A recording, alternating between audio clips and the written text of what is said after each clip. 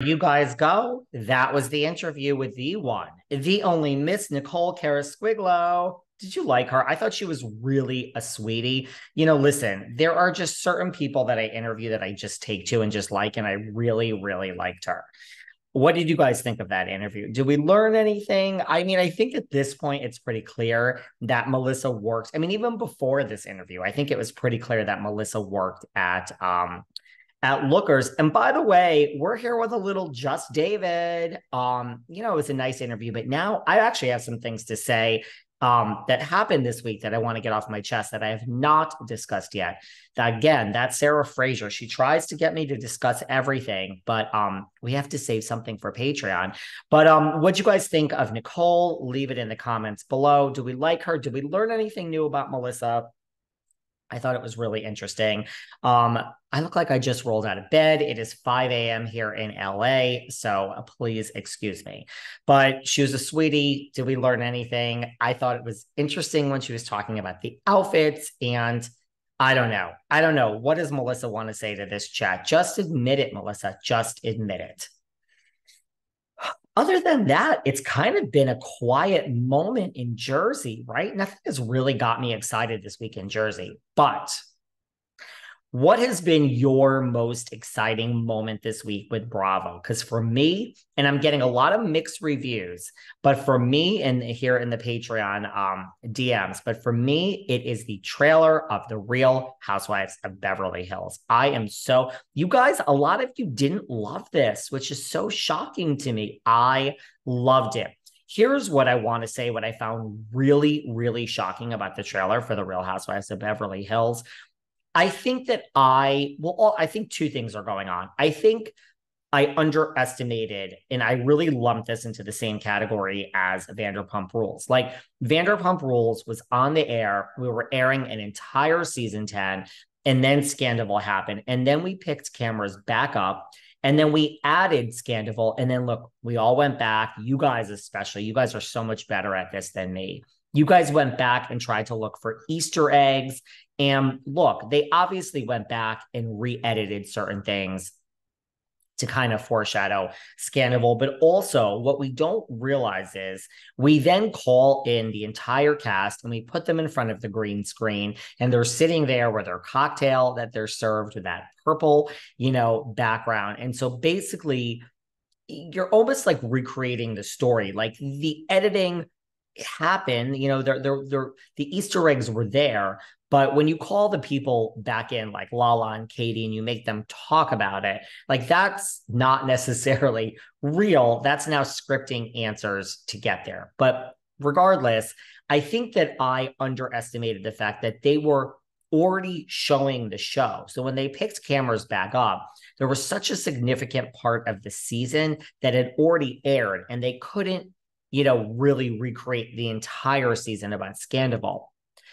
I think Beverly Hills will be similar, but actually different because the show wasn't out. So when I heard cameras pick back up and they were now filming like Kyle and Mauricio, I even said on a show, I don't know if I said this to Catherine Edwards. I don't know if I said it on a show or I said it off air. But to me, when they picked cameras back up in Beverly Hills, I thought it was going to be the same as Scandival. Like they were going to try to recreate it, and a little bit of the season was going to be about Morgan and Kyle and all of that because the season was already shot.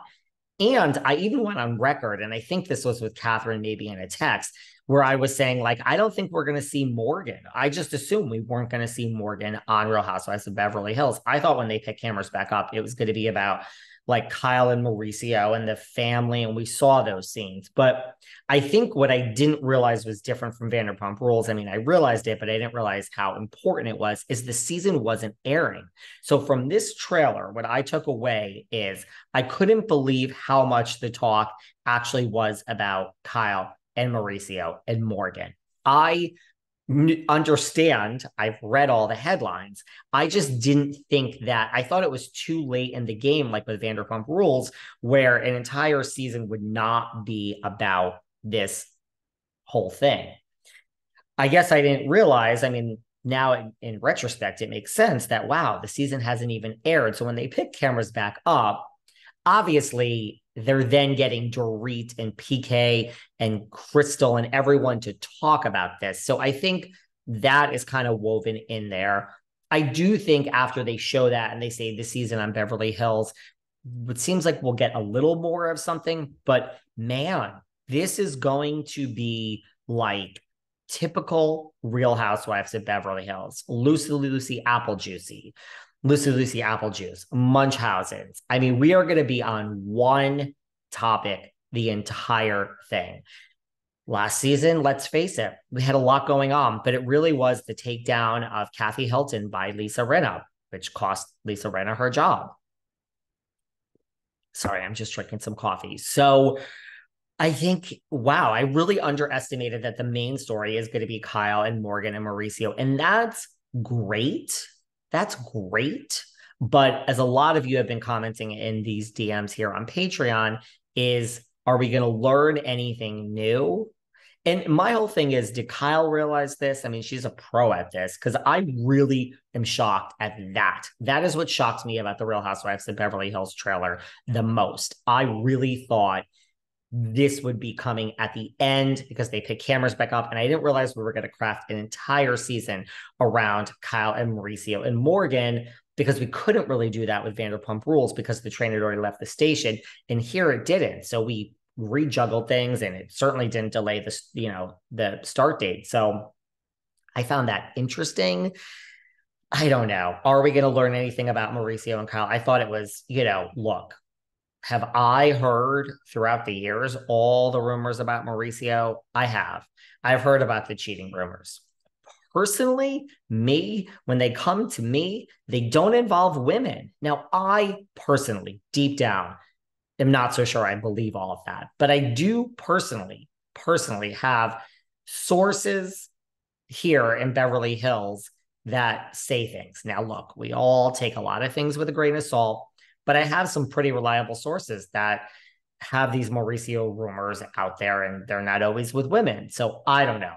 I truly don't know. I don't know. I'm not one of those conspiracy theorists. I'm not one of those gay guys that always thinks everyone's going to take one for the team and go gay. But I thought it was interesting that Kyle is now saying, for once I'm cheating. They're obviously making fun of the media, but she's saying like, for once it's me. And then we all saw Mauricio's face. I don't know. So it's like, I found that interesting too, that they're kind of aware of some of these things that are said. Also, I don't know if you know this, like Kyle had a whole thing years ago with Perez Hilton. We've had Perez on the show. Should really get Perez back and bring this up, huh? Maybe that's a good thing to do. But